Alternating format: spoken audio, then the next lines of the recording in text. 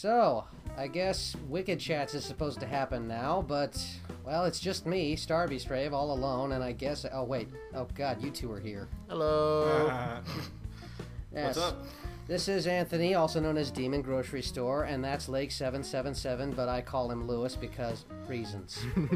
Yeah, professionally, you can just call me LA. And I guess we're just gonna bother you for an hour about useless crap you don't need to know, because, hey, why else would you click the button? Because All they right. love us. They love to hear our Do magnificent they, Anthony? voices. They love something. I don't know if they love us specifically. I think they're just here for the stupid voices. Well, piss off then! So we only have very few of those, clearly. Well, we have lots of voices. We have voices for humans. We have voices for creatures. We have voices for talking dolls and animals and crap. Yeah, and superheroes, especially superheroes. Oh, that I is what figure we you do. know why. Like a few of those, yeah. That is what we do best. So yes, superheroes plenty, yes. Lead us in for today, the first episode of this Wicked Chats podcast. If you can call it that. I'm just kind of sitting here waiting for the action to start. I was promised lots more than this, and I'm kind of disappointed. You'll get your check in the mail, probably. Good. Whatever. I wanted it by horseback. Yeah, well, there's always, like pigeons or like owls if we're gonna go Harry Potter. Owls and Harry Potter. Yeah, I wouldn't count on them for any kind of mail because, frankly, I can just see an owl not giving a crap about its job after like 15 minutes of the flight, just stopping to eat a mouse or perhaps just, take a crap on the neighbor's car and sit for a few hours. Regular owl stuff. I mean, you could argue they just don't give a hoot. Speaking of animals, I just heard crickets after that. Jesus. Don't ever do that again. I'll smack you across I'm very the happy face. to be the first pawn of the fucking podcast. Yeah, thanks a lot for that.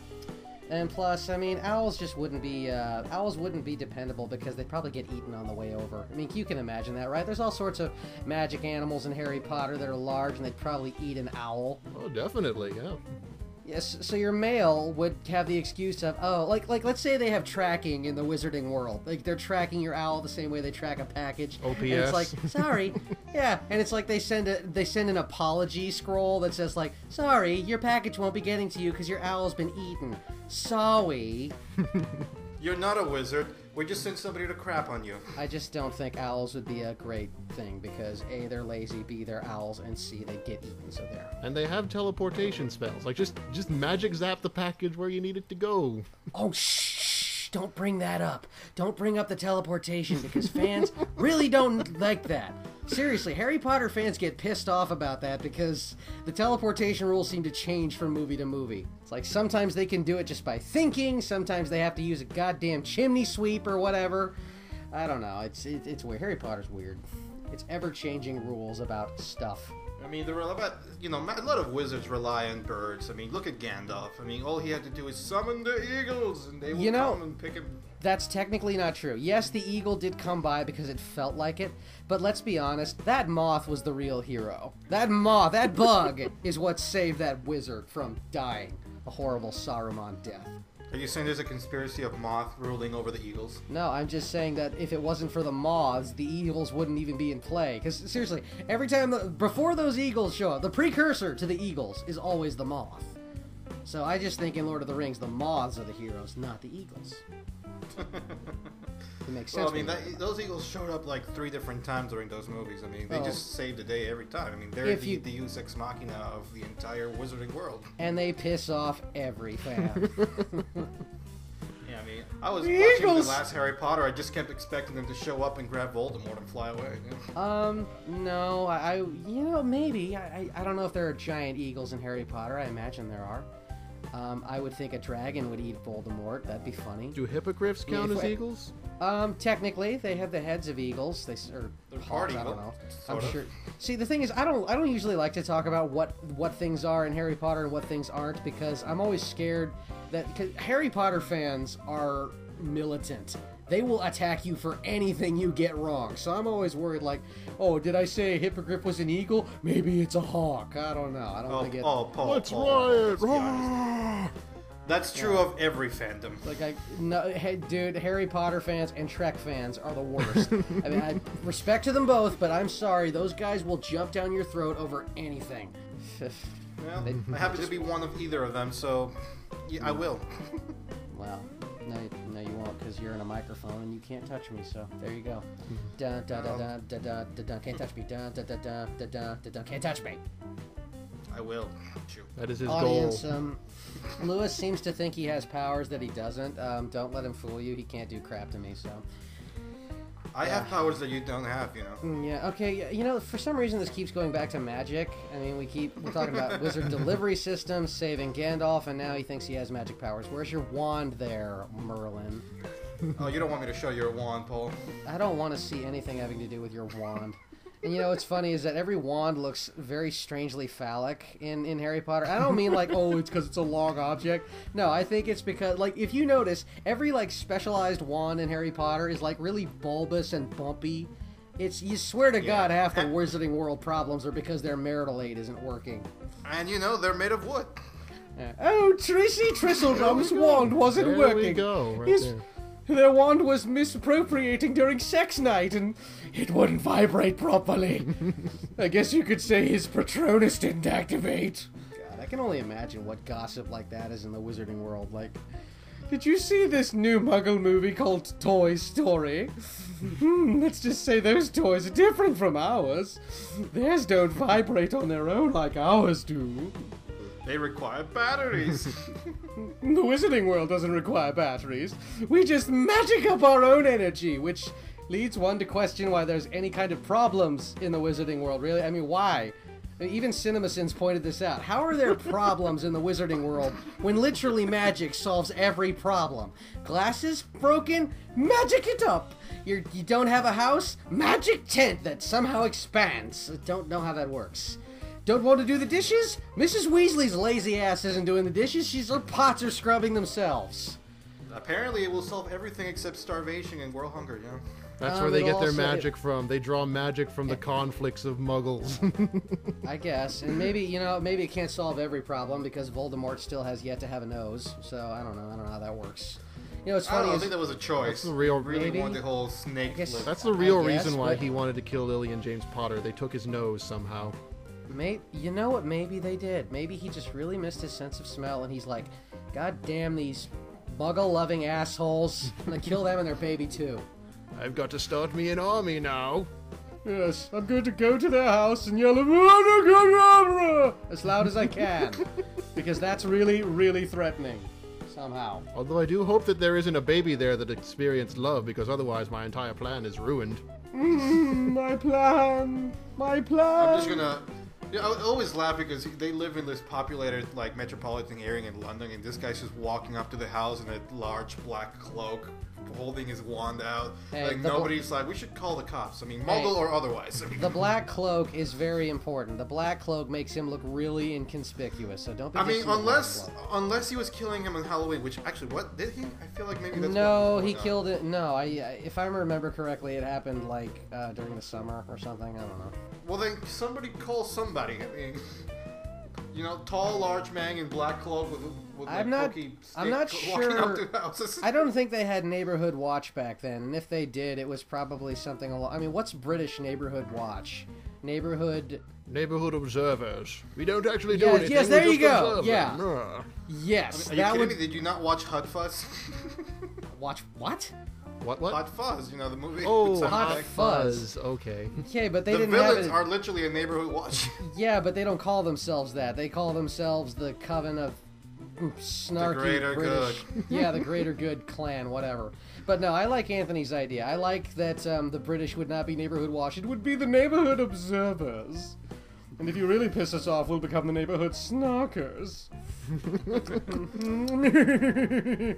Oh, this stalking tea is most good tonight. Yeah, those ugly Potters, they didn't pay this month, therefore we're not going to say anything.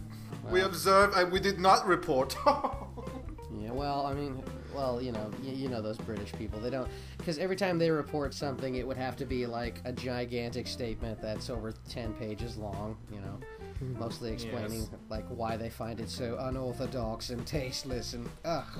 And there goes our British audience. Thank you for chopping back. They'll be back. They always come back. We got American Superman here. What's not to love? Well, I'm only American Superman when I'm feeling patriotic. right now all I can do is just, I guess, poke fun at the British. Though I really shouldn't. We have several British people on our team, like Monty and... Monty. We need more British people. Yeah, that's it. Well, they're hard to find. Well, they're right across the puddle. I don't think they're that hard to find. We just need to... Well, I mean, I can't swim that far, nor do I care. It's a big puddle, man. I don't know. Do you think Daniel Radcliffe would do it? I think if we explained to him our love of Harry he's Potter... doing just about everything as long as it's not Harry Potter related. Well, I mean, that's kind of a problem, because if I was going to ask him to do anything, it would just be Harry Potter related stuff. I mean, his last... I'm not going to have him do Equus, for God's sakes. I don't think anybody wants to see that again. I mean, his last movie, he played a farting zombie. No, not even a zombie, he was just dead. He was just a corpse. There you go, a farting corpse. That might as well be the title of the movie. That's what a zombie is. It's a walking corpse. No, I said a farting corpse. A farting corpse. That's literally the movie. He's a corpse. He's standing there and farts. That's it. But is he alive or dead? Because that makes a No, difference. he's dead. Yeah, it's these two friends that get stranded on an island or the jungle. I don't know. And Daniel Radcliffe is dead, but his friend uses him for like survival through farting. I kid you not. That's the plot of the movie. Wow, I did not know that existed. I don't IMDb believe that you. stuff, man. Right now, everybody, let's all No. IMDb this. I don't want to IMDb any of it because I don't want it to exist, frankly. I deny it. I'm telling you, that's a movie, man. Corpse Daniel Radcliffe is a movie. Not anymore, it's not. I don't want anything to do with this disgusting idea. We will never speak of this again. Well, then we shall. Never speak of it again. That's right, we won't. We love you, Daniel Radcliffe. If you're listening, which you probably aren't, we love you. Yeah. I'm not big on Emma Watson, though. She can go back to her wizarding world and drink her nasty butterbeer. And stay away from the auto-tune. Mm-hmm. Yeah, stop singing through your nose, if you please, Miss Watson. There are better ways to do that. Look, there she goes. That girl is bland and boring. It's a damn shame that she cannot sing. Every time I see this movie, I wonder why it's made. There's a reason why it's made. It was made for money. The problem is it wasn't cast in any way competently. They got a screechy... Well, I liked... the only one I liked... Gaston was LeFou, okay, yeah. but it was boring as hell. I mean, I like the actor, but they give him nothing to do. Yep. Just sit there and be obnoxious, I guess. LeFou was a surprise. I mean, that was interesting. He kept talking about the war with joy. I'm like, what war was this? That I don't know. I just know. I mean, Josh Gad's a Broadway guy, so he's always good at what he does. And I really, really dig his little tryst with Gaston. That was kind of fun. That gave him a reason to be so ungodly fanboy to the guy. Mm-hmm. You know, he's having his little affair in his mind. He wants Gaston Senpai to notice him. I guess. Well, you know, that's what happens.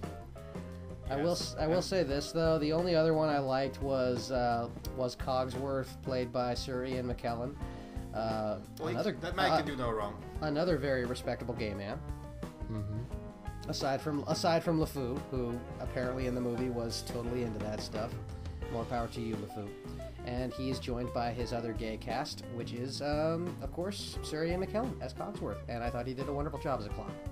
No, it's a law. It's a law of any stage production is that Ian McKellen. I went from the greatest wizard in literature to the master of magnetism to a clock. Well, what's the difference, really? And you got that backwards. He went from the master of magnetism to the wizard. Oh, you're right. Technically, he did play that first. Not technically. It came out in '99. Yeah.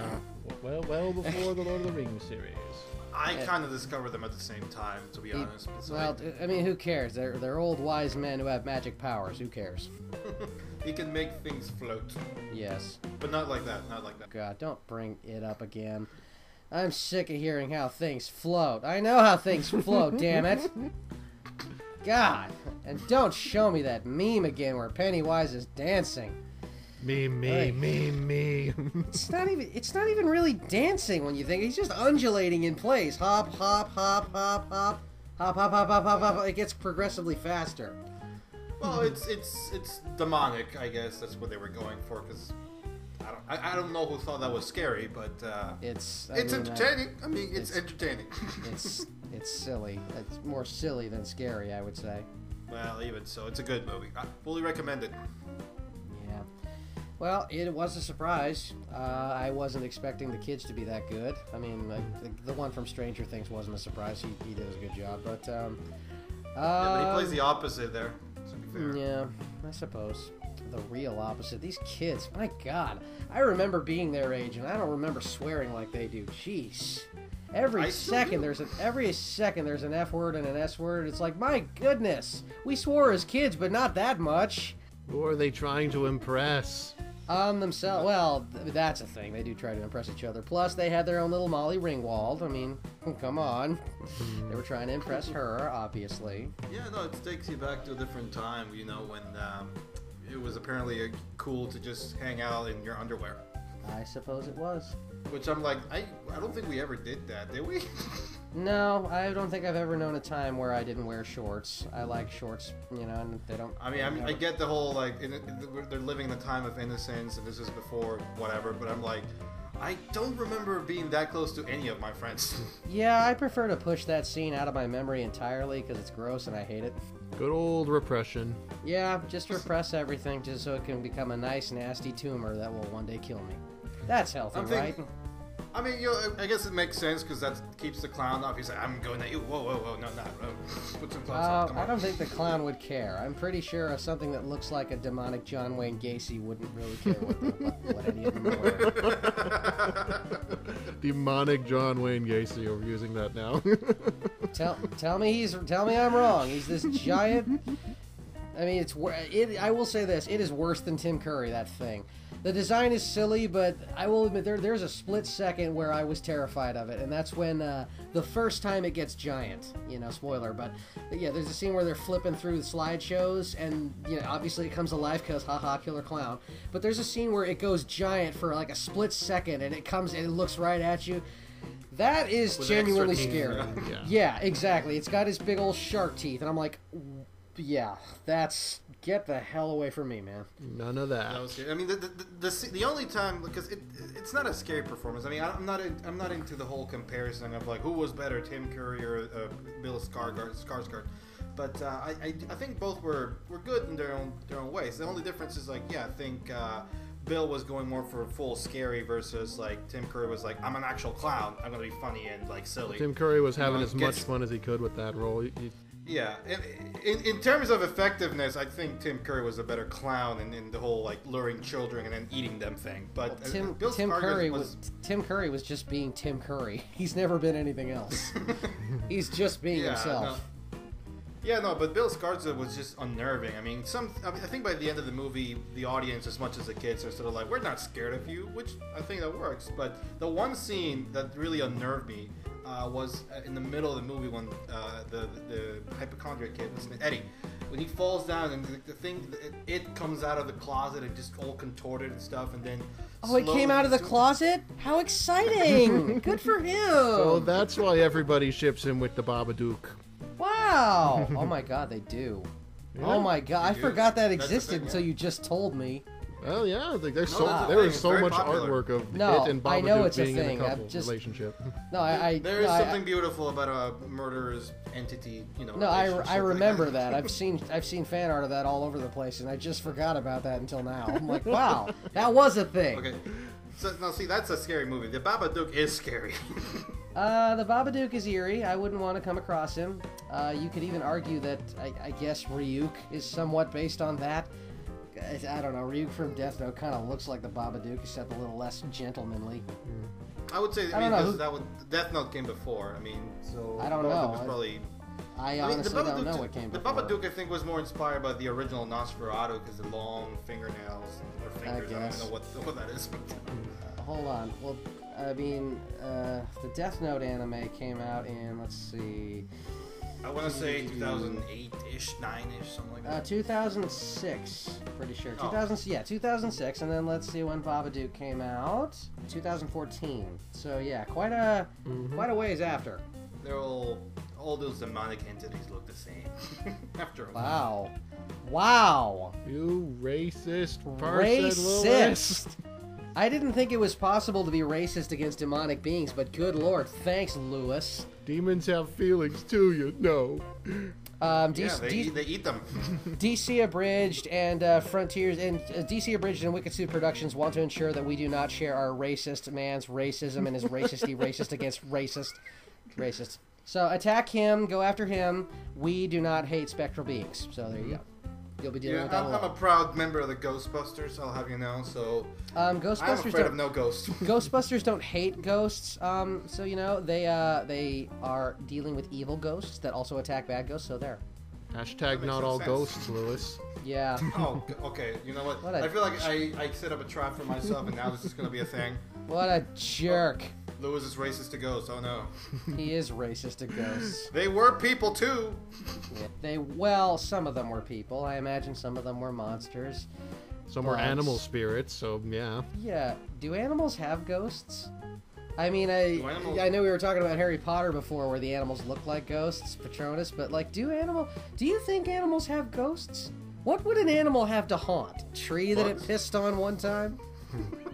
Yeah, do you think, what would constitute an animal's unfinished business that it would have to come back and haunt stuff? Well, I mean, like, maybe instead of a haunting, I mean, in the scary sense, I mean, because we talk about spirit animals, I mean, maybe that's it. They just become spirit animals to people. No, I'm really into this. I think that there are some animals who die without, you know, with baggage, as a ghost does, and they haunt something until it gets satisfied, I guess. So, let's think. What would a dog have to be upset about to come back as a ghost? He really wanted to eat that last piece of the burger. No, That the master denied him. I think it's more like a fellow dog pissed on his favorite hydrant, and he came back to seek revenge on any dog from that point on that tries to pee on that hydrant. He gets haunted. He gets the ghost bark. Yeah, and then the dogs talk among themselves. They say that Jeffrey still hunts that fire hydrant. Nobody may go near it. Who names their dog Jeffrey? Give him a good name. Give him, you know, the best dog name I ever heard was Barkimedes. Oh, that is awesome. Barkimedes the dog. name. So yeah, if you're gonna give a ghost dog a name, make it something manly like Barkimedes. So they say Barkimedes haunts this sacred hydrant. Anyone who dares to urinate on it will get defenestrated by him. That the ghost of old man Barkimedes will come to your house and neuter you in your sleep. Ghost And you know bark. I want it to be like a secret society of dogs, Ghostbusters, you know? No, we don't have to go that far. But yes, I imagine that, you know, ghost dog problems would There's a dog version of every member. It was the Bill Murray dog. I mean, Bill Murray dog, there'd be Egon dog, and then there'd be Ray dog, and then Winston dog. Yeah, Egon would be a Dalmatian. I don't know why, but I want to say that. No, it'd have to be a nerdy dog. What's a nerdy dog? What's the one with a long face, like really pointy? Oh, you mean every dog that ever existed ever?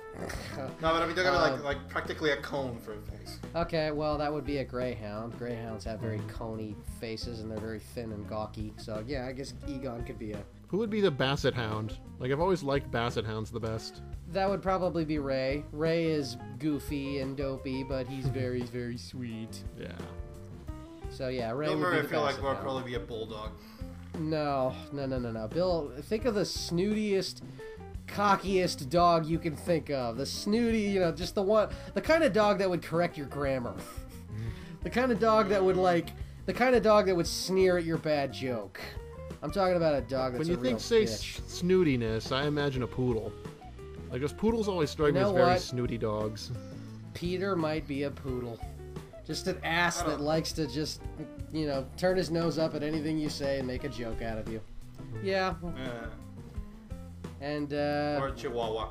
And how about Winston? Chihuahuas classify as rodents. Yeah. Chihuahuas are not dogs. They're giant rats that bark. I feel like a Winston would be the German Shepherd. Maybe. I don't know. I like German Shepherds. I think he'd be a Labrador. I think he'd be a nice, playful, friendly Labrador. Because here's the thing. Labradors are nice on the outside, but piss them off and they'll get on your case really quick. And that's how Ernie is. Yeah, that sounds like Ernie Hudson. Very smooth and friendly, but piss him off and he'll get up and you'll grill, son. Yeah, no movie represented this better than Congo. I don't know about that. He was pretty smooth and jive and whatever in that movie. Yeah, until Tim Curry almost said the word. I don't know. And he's like, say it. Dana Barrett was a dog. We don't have to compare Dana Barrett to any dog. Because, frankly, she was a dog in that movie. They turned her into a dog. It was a demonic dog, but it was a dog nonetheless. They were technically demon dogs, but yes, dogs all the same. Well, that's what they're called. He says, okay, she's a dog. Lewis would be a hamster. I'm talking about Louis Tully, the geek from the movie. Oh, He wouldn't be a dog at all. He would be a hamster. He'd be that hamster that gets left in the science class and just kind of dies over the weekend because somebody forgot to feed it. And nobody noticed. Thus becoming a hamster ghost. See what I mean? It all connects. It just all connects to animal ghosts. Well, since we're talking about animals, you know what I always think about when we see these movies about animals that are people, like anthropomorphic or whatever you want to call it, and how does that work? Because there's no humans, so are they all evolved? Do they eat each other, or like they just became vegan? Have they ever actually explained anything like that? Well, in Zootopia, it says that the predators have tofu, like a meaty substitute, so maybe that. It depends what you watch, because apparently, I mean, where it really gets tricky is cats, because cats can't eat anything but meat, so that means that their diet has to consist only of fish. So yeah, A, they can only eat fish, and B, it has to be a world in which fish are apparently lower class citizens that they don't care that get eaten. That's one thing that's never expressed in Zootopia, whether or not fish are, I guess fish are food, because we pass by a fish market. So Zootopia is kind of sick. It's like, I guess fish aren't considered animals. It's going to be the sequel, fighting for the fish rights. I actually think it's going to be about reptiles, but we'll table that for now. It depends what you watch. There's billions of shows and movies where the animals are the people, so okay, Zootopia, the whole crux of the movie was predators and prey, so there's that. So they're dealing with that issue. But then there's things like Arthur, where you have no idea how that works. Because here's where it gets creepy. Kids in Arthur eat things like meatloaf and chicken. I've seen several episodes where they do, so that makes me think, what happened to their barnyard cousins? Do they have barnyard cousins? How are cows and chickens treated in this world? Because I ain't never seen them in any episodes. I think they don't want you to think that much about it. I just noticed that, we have never seen the cows or chickens in Arthur. Right? Because Arthur's busy eating them. Are we cannibals? Sort of. No, well, yeah, kind of. Technically no, but since everyone walks and talks, technically yes. I just get this image of Arthur finally asking that question. He's walking into his dad's study, and his dad's just reading a book and chilling, and he's like, Dad, I have a question for you. What is it, son? Where does beef and chicken come from? Beef and chickens. Right, but, do they talk? Do they think like us? Sit down, Arthur. Of course, son. No. Where do you think your friend Maddie went? No, it wouldn't be like that. He'd be all solemn about it, like, sit down, son. We need to have a talk. Time for the talk, Arthur. Do you remember your cousin Clucky, Arthur? Well, cousin Clucky wasn't here to be your friend. We were sizing her up because, well, as you remember, Clucky came over about a week before Thanksgiving. And then we never saw Clucky again. Do you know why that is, Arthur? Arthur just stands standing there with this blank, horrified look on his face as his world comes crashing down. His glasses are fogged up because he can't believe his father. And the father lies to him because he went to a special farm that you'll never be to. Yeah, a very special farm. I'm imagining DW becoming a rights activist for cows and chickens now. DW wouldn't have any sort of career because she's a mentally insane person. She has this magic cat that she talks to. I don't know. DW creeps the hell out of me. But I would tell you one thing. As messed up as it is, the cannibalism rules, I guess you could call them in Arthur, like which animals get eaten and which don't, that's not even the most messed up thing about the show. The most messed up thing is that dogs exist in this universe and they walk and talk like any other animal. What's Arthur's pet? Oh, God. Arthur has a dog pet that walks on all fours and barks like a regular dog. So we got Pluto and Goofy crap again, where it's like, where do we draw the line? Which one is the slave and which one is the okay? Because Arthur has dog friends. So I'm wondering, when Arthur goes out to play around with Pal, are his dog friends super pissed at that? They're like, God, Arthur! Arthur What believes is wrong with you, Arthur? Arthur believes in subjugation of their people. God, Arthur. And there's tons of examples of that. Like, did you know that in one episode there's an episode where there's an alligator who's like serving them popcorn at a movie theater, whatever. He's an animal, he talks. But then like within the same series or season, this girl's talking about her adventures in a zoo or something, and they reference alligators in the zoo. So what the hell? Are they allowed to be Are they allowed to walk around and have jobs and lives, or are they just zoo attractions? Is it a zoo for humans? How does this... Like, I always imagined that the roles would be reversed. Humans would be in a zoo, while the animals would live their lives. You'd think in a show like Arthur... I think humans were long gone. Well, I mean, it depends. I guess you could make the argument that Arthur's in some kind of far future thing where humans are extinct. I guess. I can't really speak to that, but it's possible. I mean, if Adventure Time can do it, I guess Arthur can do it. But still, that doesn't resolve the issue of them eating each other, even though they can all walk and talk. I guess animal rights is more of a theory, really. So yeah, Arthur's sick because Arthur apparently. We teach you lessons. Arthur. Yeah, we teach you lessons about who's okay to eat, who's not okay to eat, and who's okay to imprison. Yeah. Maybe that's it. They're the criminals put in there. They're forced to live in this animal-like state because they've committed horrible atrocities. I think Arthur's messed up. I think Arthur is just messed the hell up. Well, you know, I mean, not with animals, but always in movies like that where it's like, okay, so it's a different kind of life forms that evolve, but we're just sort of humanizing them, so we apply things like they're eating the same food we eat because it's normal, but not to them. It wouldn't make sense. But, you know, the movies that don't address it are the ones that bother me the most, because there you get that it was just sort of like, they just went with it. You know what movie terrifies me to think about these things? Cars. Well, yeah, but that has no animals in it. I mean, even the animals... Yeah, but again, that has no living anything, but somebody built all this stuff, so how? Well, they seem to have the same history as... Well, I mean, there are animals in cars, but they're car animals. Like, there's cows in it, but they're like tractors, so... Do they eat the tractors? No, they apparently just subsist on oil, which, if Cars takes place in a big far future too, that's kind of weird, because... I think fossil fuels would be dead by then, but whatever.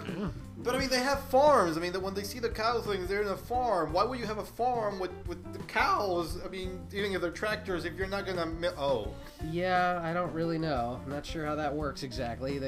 Are they milking the tractors? I try not to think about Cars because it bothers me to no end, but you know, whatever. It's the worst thing Pixar's ever done. Cars. They sell popcorn. Are they eating popcorn? Yeah, apparently. I mean, I guess you could make the argument it's some car-related thing. Like, I don't know, what would a car eat aside from oil? Which, even then, I'm not clear on, because it wouldn't be oil, it would be gasoline. So, yeah, but even their logic doesn't make sense. And, like, the same sort of, like, I mean, the same cities that exist in the real world. Like, do they just have the same history that we went through, but with, you know, cars instead of it? How do they build all the stuff if they don't have hands? They have wheels and maybe some kind of attachment, but they don't have hands to build the things. Well, don't ask questions. Was there a World War II of cars? You know. I don't know. I mean, where all the Germans play, you know, just yeah. Okay. No. Okay. If you're really gonna do this, you got to say it right. The Volkswagens and the Hondas. You got to have all the Axis powers together, and then you gotta have. Okay, what's a crappy U.S. car? Okay, the Fords. The Fords are for U.S. The crappy and US I don't know. Yeah, so it'd be the Volkswagens and the Hondas versus the Fords and... Oh, don't forget the Italians. They gotta get the Ferraris in there. Okay, so yeah, the Ferraris. And, okay, what's a good British car to throw in there? The carriage. A stagecoach. A carriage. Okay, so the carriages... Yes, a horse-drawn carriage. I'm guessing. I don't know. I'll be honest. I don't know what a British... Mercedes is German, I think. I think the Aston Martins are the British. Let me check. Aston Martin? Aston Martin? No, Jaguars. Jaguars are British, aren't they? I do not know the top of my head, but You know, I'm really ashamed of how little we know about British engineered cars. We really need to learn more about that, I think. yeah. I mean, Aston Martin are the only one that comes to mind because of James Bond, but I don't know. Are they British? Oh, yeah. It's Aston Martin is a British manufacturer. Yeah. Okay, so we have a war of the Aston Martins and the Ferraris. No. Okay, so the axis would be the Volkswagens and the Hondas and the the Ferraris against the stagecoaches and the Aston Martins and the Fords and the Chevys. All of which broke down because our cars suck, I'm sorry to say. Which is why we eventually had to... I feel bad because I own a Volkswagen, so... Why would you? Volkswagens are good cars. Like, seriously, everybody makes good cars except for us. Our cars suck. So I'm not sure how we won Car World War II, because our cars suck. So I'm not entirely sure how... We have more, I guess. How did we win Car World War II? No, you know how we won? Because planes exist in that universe too. So I think our planes beat their crappy German, Italian, whatever. Their planes apparently are worse than ours. Thank goodness. But yeah, that's a movie I want to see. Because our instead of making all these random plane sequels and spin-offs, I mean, let's make that movie. Yeah, let's make the movie of planes. The movie that teaches you that Mr. Weed from Family Guy still got work. Because he's in that movie, and that's the only other thing I've heard him in other than Family Guy. So good for you, Mr. Weed. You became a plane. I didn't even see it. I mean, I'm like, why would I see that? All I saw was the commercials, and I remember, the only thing I remember from the commercials is, oh my god, that's Mr. Weed. He's just doing his thing as a plane, I guess, and... Well, somebody had to take that job, Paul. Yeah, but I guess Mr. Weed was up for the job. Yeah. So I guess, I mean, maybe, you know what? He died in Family Guy. Mr. Weed dies in Family Guy, so maybe he got reincarnated as that plane far in the future. Because Lord knows he had to choose something better than Family Guy to do. It could have been worse, I think. I can't even imagine, but... Yeah, it could have been Rob Schneider. Oh. Rob Schneider could have existed in the movie. That would have been a very confusing plane. Yeah. Rob Schneider. Though I'm not going to lie, I would pay money to watch Rob Schneider plane crash in a fiery wreck. That would be funny. Yeah, get on that, Adam Sandler. That's like all you're doing right now. Yeah, Adam Sandler could get on board the Rob Schneider plane and they could go together as friends. No, the entire cast of grown-ups too. Everybody wins then. Yep. Chris Rock, get on board. Kevin James, there's 2 seats for you. Let's see. Yeah. Rob Schneider, he's the plane, so, he's just put your faith in his nasty hands. Who else? What are some other Adam Sandler alumni? David Spade. Oh yeah, David Spade. Yeah, there's you can go in the bathroom while it happens. And don't forget Chris Rock. Chris Rock, let's let him live because he has done good stuff. So yeah, Chris Steve Buscemi too. I like Steve Buscemi. Yeah, no, Steve Buscemi, leave him alone. Steve and Chris Rock have done no wrong, so they don't get to suffer for the sins of Sandler. Indeed, but the rest of them can burn. I'm kidding. We're just not the biggest fans of Adam Sandler or Rob Schneider or any of the people that work with him or everything he does. Yeah, please. I mean, don't let our fantasies of Rob Schneider playing, taking every Adam Sandler actor and just, crashing in a fiery wreck affect our opinion in any way, or yours. We think they're perfectly existable people and that they don't deserve to die in a fiery plane wreck. Asterisk. After a few days of talking to them, you find them quite tolerable. Yeah. After a few days flying, they'd run out of fuel and... As you said, they are very existable. They do exist. Give them credit. They definitely exist. You can't say they don't. They are good at existing, yes. We acknowledge you, Rob Schneider. They definitely occupy space. You gotta give them that. You are breathing the same air we do. And that's I don't think they are. I don't think they are breathing the same air we are. I think that I think they breathe a steady diet of farts, which explains why their brains are wired to think that only fart jokes are funny because they breathe it in 24/7. The methane gets to them. That would explain a lot. It would. I mean, can you think of one Adam Sandler movie that didn't have a gratuitous fart joke or jokes in them? I don't know. I stopped watching them after 2003. Oh wait, I guess Punch Drunk Love. Yeah. But even then, no, I can't make fun of Punch Drunk Love. But I can make fun of Grown Ups. God, Grown Ups was bad. Grown Ups 2 has a special place in my heart where the hate is. Because I will never forgive this movie. You know, I don't really care about Adam Sandler and his work, his filmography, as I'm sure he calls it. But I cannot forgive Grown Ups 2 because it did harm in a way that I didn't think it was possible.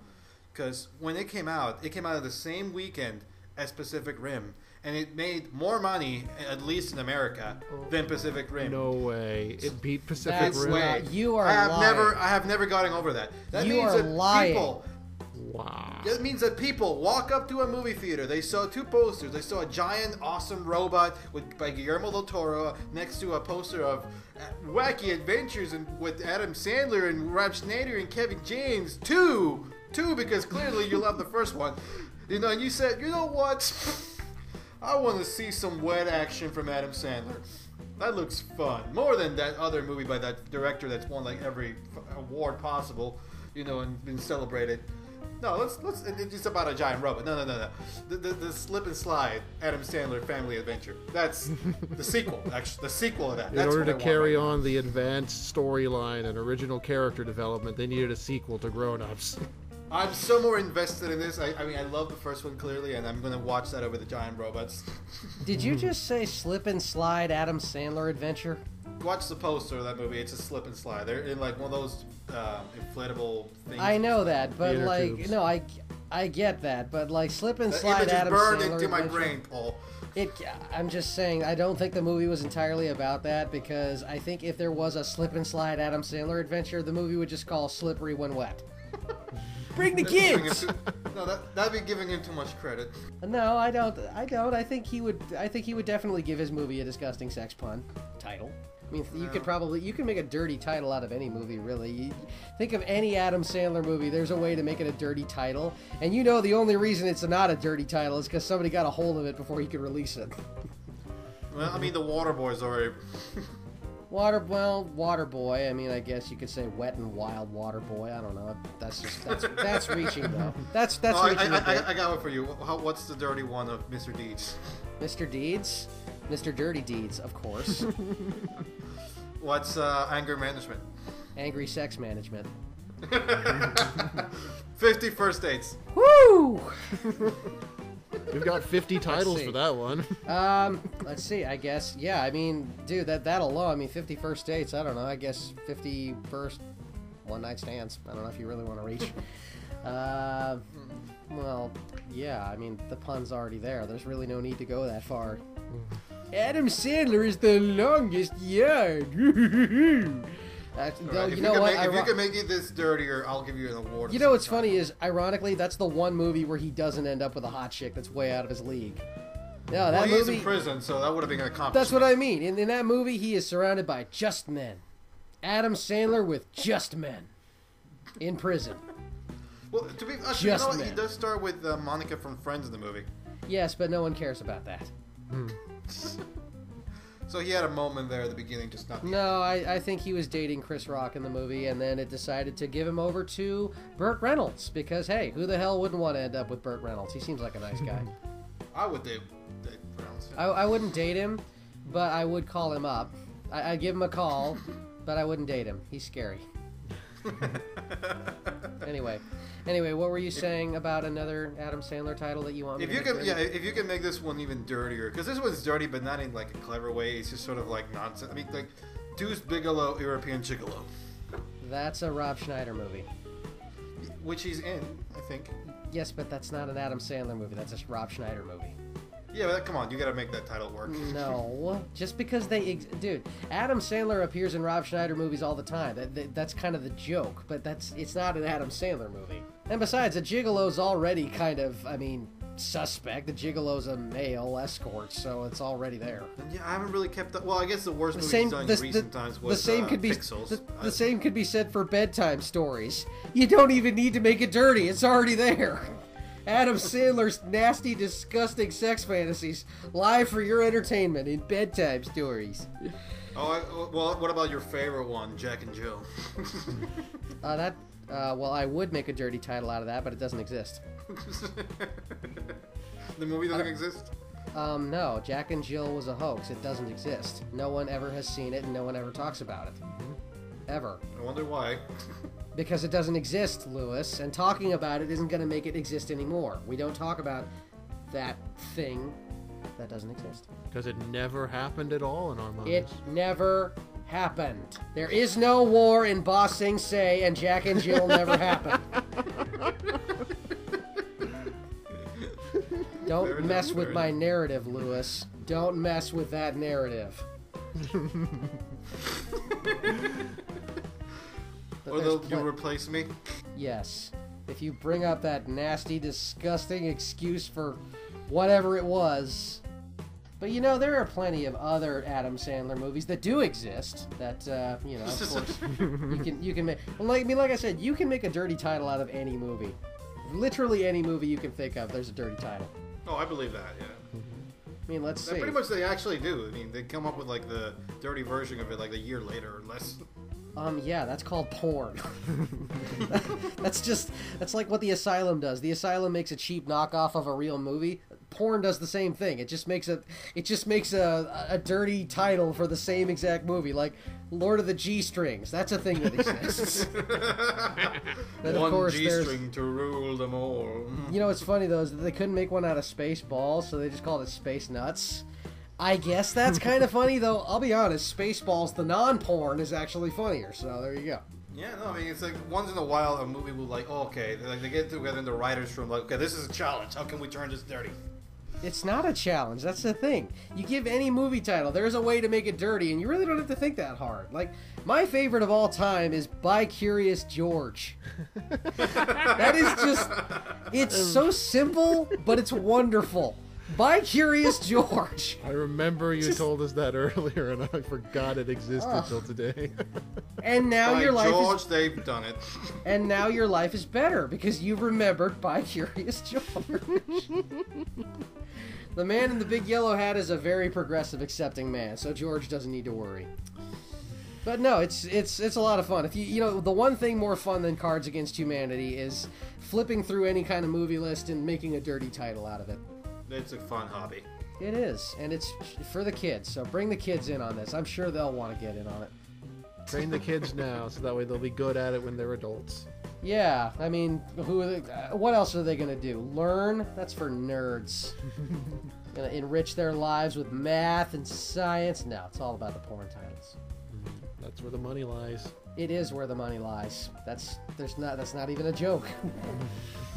You know, all this talk of porn titles has me getting kind of itchy, and I think I might want to leave this before it gets even more perverted, because, you know, this, after all, this is for the children, and obviously we don't want to corrupt their fragile little minds with talks of sexy titles and nasty Adam Sandler crashes, so I think we're going to cut it off here for now. That's what basic cable's for.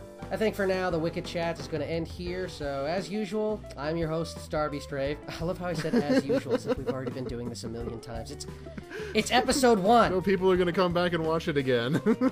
Well, basically, we have, in a way, we've been doing these conversations for years now, and only now we say we should like make some of these public.